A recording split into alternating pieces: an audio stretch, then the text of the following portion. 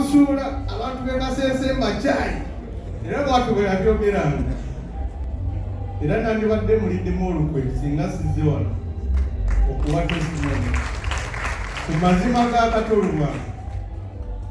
Era nze neebaza Katonda kubanga Katonda yawa Katolubwa muno. Nze njagamba bonus twagenda ku medical wali 2021 awo nga tunaatera ogenda mu kalulu Kato yali agenze naye Katonda yaddawo n'akola ki n'amuwa second chance. Era mu bantu b'endabye ku nsi kuno omuntu yekka Katonda gwawadde opportunity y'okusiibula mikwano gye ye Katolubwa. Robert from 2021 has been struggling with his life until he went back to see the Lord. May his soul rest in peace.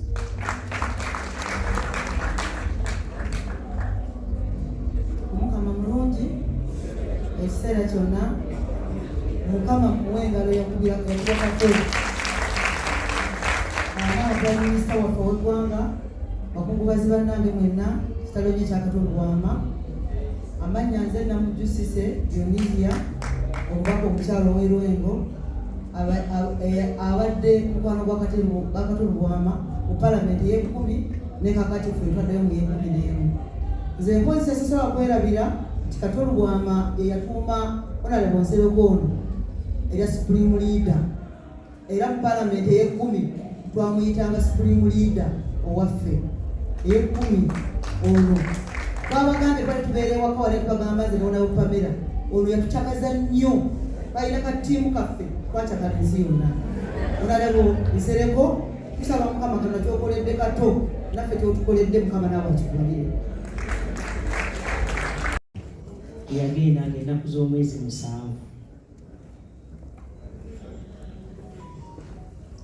mumanyi nga bwali ennaku zino naye njagala okubagumya nti ali bulungi era saawa yonna ajja kutereera addemu akakalabya emirimu gye nga bwabeera bulijjo naye abatuusaako okukungubaga byonna sali musale byakola wano abimanyi era yamutuma. Bwe mbadde nzijja wano njogedde ne PPS kuba President ayogedde yali ku makya agenda mu cabinet nanga nti ye yakiriyalinga lwakuba nti jjo bwe batestinze yabadde akyali positive naye nga munaku 2 symptoms zonna zakiriyalinze abadde akyali negative naye nga nti ali strong akola buli kimu afunye n'omukisa okusoma ku paperwork. Yes, kuba bulijjo abeera busy n'atafuna mukisa kwekkaanya. And so ndi wano ku lwa gavumenti ya President Museveni. Era Katolubwama muzee yamujjanjabako ettaka. Lwakuba nti banayitulira okukimanya. Era omuntu atakimanyi musaasira. Nti ffenna Kato gyagenze ffenna liki ewaffe bagamba sekiriba kyattaka atusooseeyo obusoosi ffenna gye tukola ki gye tulaga tulina okubaako n'ekyo ekikkiriza ffe abakkiriza mu Katonda ne Yesu Kristo tukimanyi nti ssaawa yonna tuba tuli beetegefu si kyekyo yatusooseeyo obusoosi mukwano gwaffe ate abadde akimanyi Bayibuli. Nasemba kwogera ne Katolubwama I think a month ago nanga nti bannayize Nabbajja njagala ssente ye nga takweka era babadde nabo naye nemugaa nti nja kuweereza naye ate nembeera bize afudde simuweereza kyennumya okuba nga nzireese ng'afudde yalibadde yali ako naye nze this mine not the office kuba office mbadde sigirimu jo nasiibye nagenze Hoima nengenda eKagadi nga nkiikirira mukama wange buli nali Luweero nga ndi mu ngatta ezo nangeza omanyi akaana mugamukusi ekigere nga tekijjaamu. Yes. And so this is personal because the office will definitely contribute. Olwaleero tubadde mu cabinet era gyenziruse okuva olw'omukwano gwetubadde nagwo nekatolera. Nze akange njagala ka nnamwandu saagala sikaabugira era akange ka nnamwandu anaatandikira omukana akatono nga yeeyiya naye ne ofisi ejja kuleeta kuba nze kamalabyonna wa gavumenti kakati kano kali personal zirimu $5,000,000 naye ngenda kulagira ofisi ekoleki ereete bwe tunaatuukira okuzika nga nayo tutereezeza bulungi kamaama omukyala nnamwandu wakimanyi maama gwate ffenna tulumiddwa naye ate gwe okosebwa okusinga era ngenda muzeeyi kyemanyi atulaba wano manyi alina obudde naye bulaba ku TV kati era ebigenda mu maaso asobola okuba nga akola ki ng'abiraba kyemanyi naye yadde salimu salayina kyakoze naye ajja kubaako kyakola ayagala nnyo bannayuganda oyo omusajja katonda yatuba kirabo kati nze katolo gwama mbadde mumanyiiko ki mumanyi ng'omuntu abadde ayogera amazima ekitiyo ng'akiyita kitiyo so si kijigo kinene ekyo mbadde nkimanyi kuba nakola ne mu paalamenti ekyokubiri kye mbadde mumanyiiko namupangisaako nno nange kakumi eyo ajja asabise ku bantu nange mbaddewo mu ngeri yange mu butono bwange katolo gwamanga bw'abanga alina kyayagala ddala aba akyagala abantu abamu babadde tebamanyi kyalina amaanyi ago naye kyenjagala bannakatemba oba ba artist bamwingireko ge mazima bwagamba nti ngenda kutuuka ku shoyo essaawa 10 era essaawa 10 aba atuuse tajjaako ssimu abalala omupangisa ajje asanyuse abantu n'okuba ssimu n'okoowa n'ajjako n'essimu ayinza n'okwefuula nti yafunye accident naye ebyo katolo wama abadde tabikola tusaba ebimu ebirungi mubimukopeko indasitule yamwe ekole ki ekulaakulane ofisi yawandiise statement mukkirize ngisome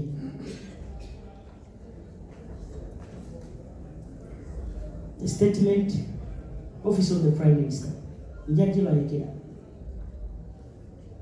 the statement by the office of the prime minister on the death of Katolo Wama, an artist and a former member of parliament for Uganda South. On behalf of government and on my own behalf, I extend our sincere condolences to the bereaved family and friends of the late Katolo Wama, the former member of parliament for Uganda South, who died on 7th June 2023. Wama was a talented artist who made a significant contribution to the development of the creative industry in our country. In recognition of his contribution to the entertainment industry, in 2017, on Heroes Day, His Excellency the President Yoweri Kaguta Museveni Ssaabaminisita awarded him a medal in 2017. Rubama had constructive ideas and brought life to the tense parliament through his remarkable sense of humor. Rubama was a celebrated actor who has left an indelible mark on the entertainment industry. Although he is no longer with us, his legacy will live on and continue to influence many artists. May his soul rest in eternal peace.